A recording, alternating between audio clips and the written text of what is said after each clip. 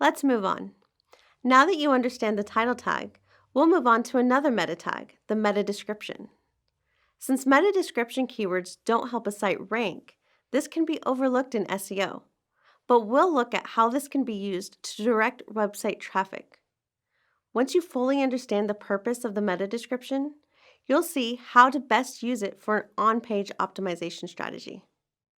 As a refresher, the meta description is the block of text under the title and URL. This block of text describes what the page is about. It is also important to know how to locate the meta description when you are viewing the site. I will provide a quick demonstration. In this demonstration, I will show you how to locate the meta description of a page. Unlike the title tag, the meta description cannot be seen on the page or within the browser. This area is hidden to the viewer and only displays publicly in the search results. For example, this is a page for UC Davis Winemaking Certificate Program. Under this result here, you can see the meta description of the result. To discover the meta description of the page itself, you can either look at the source code or use a browser add-on. To view the meta description in the source code, right-click anywhere on the page and then choose View Page Source. This will open up a tab displaying the source code of the page you are viewing. You can locate the meta description here, where it says meta name equals description. Next to that, you'll see content equals. This tells search engines that information after the equal sign, here, is part of the meta description. Sometimes websites will not contain a meta description, and if this is the case, the page may still include a meta description tag, but no content will exist within the tag. Sometimes they won't include a meta description tag at all. The next way we can locate the meta description is by using a browser add-on. In this example, I'm going to use the Moz bar. To locate the meta description, click on the magnifying glass and choose Page Elements. You'll be able to locate the meta description here and then see the content within the meta description. You can also see the number of characters that exist within the meta description content. You may notice that this meta description does not match the meta description we just viewed in search results. If Google believes this area is not well optimized, for example, maybe it's not relevant to a query or maybe it's too long, Google may choose their own meta description to show users. You should now be able to locate the meta description within search results, in the source code of a website, or by using a browser add-on. Unlike the title tag, keywords within the meta description will not help a site rank better for those keywords. Due to this, some people are under the misconception that optimizing this area is not helpful to their SEO strategy. However, while search engines will not look for keywords within the meta description for ranking purposes, the meta description does help support your SEO strategy.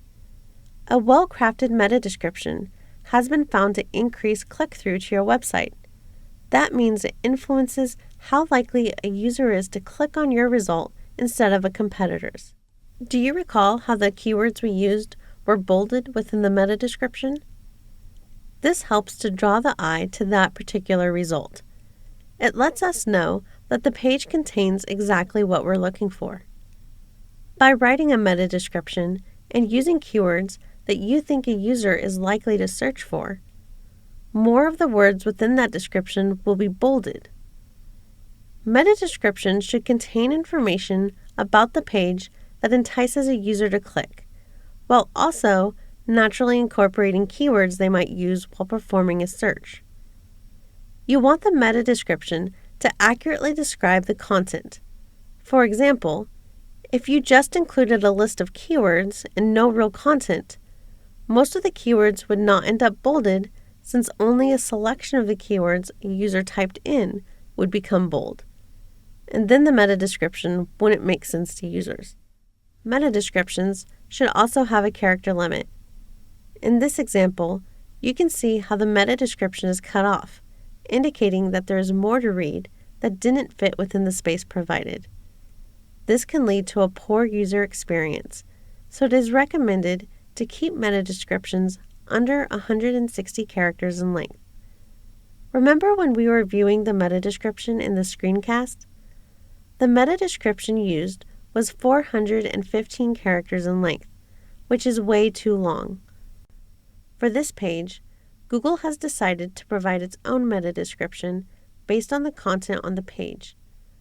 This may be due to the existing description's excessive length. It's important to try to use as many characters as possible without exceeding 160. If your meta description is too long, it will either not be used or get cut off like the example above. If the meta description is too short, this can impact click-through to your site. When search engines decide to create their own meta description, they will usually take a block of text from the page that includes keywords the user searched for. The text they choose may not best highlight what the page is about. Search engines will usually take a full block of text, even if it exceeds 160 characters, so this may create an unappealing result. It's a good idea to control this area to ensure you present the best information possible. In cases where you aren't sure which keywords are best to include, or if your page is a broad focused topic around multiple keywords, it may be best to let Google choose the meta description for you. This is because they will always include appropriate bolded keywords. For pages like blog posts, people tend to let Google write the description for them, and that's okay. However, for static pages and articles like this example, it's fairly easy to guess what someone will be searching for. In this example, they'll be searching for keywords related to winemaking and the word course or certificate. In this case, it may be best to highlight exactly what you want to share about the program right away. By writing your own meta description, instead of letting search engines decide, you are in control of the content displayed and have the opportunity to describe your page the way you want to. Since you know more about your content than search engines do, you will be able to provide a better description of the page than search engines can.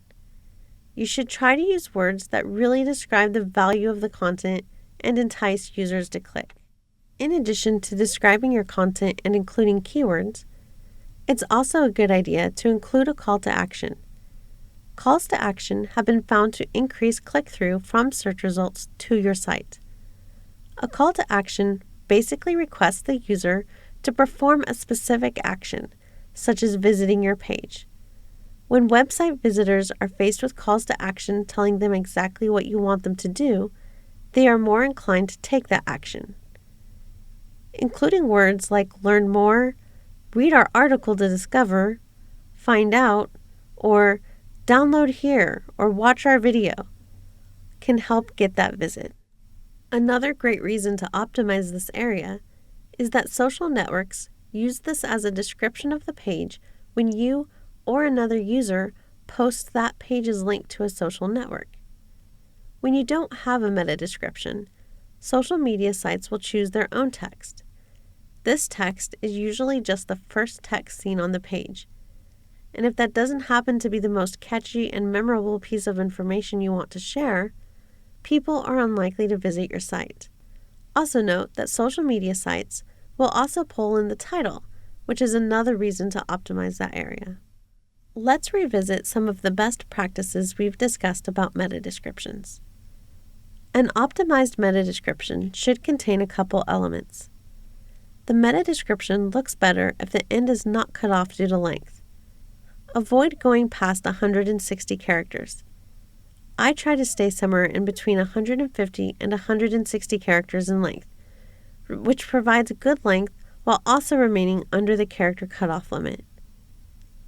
It's a good idea to include keywords where you can. This will draw attention to your meta description when words used within the search query are bolded. It's also a best practice to include a call to action. Calls to action can improve the click-through to your page. A call to action is basically a sentence telling the reader what they should do next. For example, a good call to action for the winemaking course might be, click here to learn the art of making wine, or enroll in our online winemaking certification course. Avoid using quotations or special characters whenever possible. Quotations specifically will cause your meta description to be cut off. For your next assignment, take a look at the UC Davis winemaking certification page and create a new meta description following the best practices we discussed. Next, create a meta description for a page and website of your choosing following SEO best practices.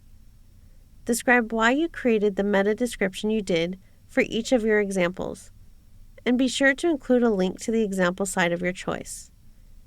You will be asked to review another peer's work. When you are doing so, make sure they have completed the following. Have they included a link to the example site they used? Is the meta description between 150 and 160 characters? Does the meta description contain words that people are likely to use when searching for this topic? Does the meta description contain a call to action? By now, you should have a clear understanding of what the meta description is, the importance of the meta description in generating visits to your site, and how to best optimize a meta description to increase click-through from search results to your website.